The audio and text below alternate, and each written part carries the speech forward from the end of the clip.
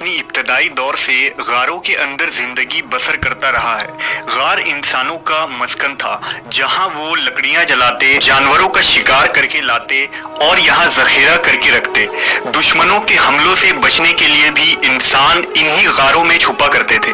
बहुत से तोहम परस्त कौमों का ये अकीदा था कि गारों के अंदर उनके मरने वालों की रूहें रहती हैं। उन गारों से दूसरी दुनिया के रास्ते जाते हैं, जहां वो रूहें सफर करती हैं। इस वीडियो में हम उस मुकद्दस गार का तज़किरा करेंगे जिसका जिक्र गार कहफ के नाम से कुरान मजीद में आया है, जिस गार में अल्लाह के बरगुज़ीदा बंदे अब्दी नींद सोते रहे, जिन्हें अस्हाब कहफ के नाम से जाना जाता है। आज से हजारों साल कबल रोम के शहर एफसुस में एक जालिम और मुशरिक बादशाह की हुकूमत थी, जिसका नाम दकियानूस था।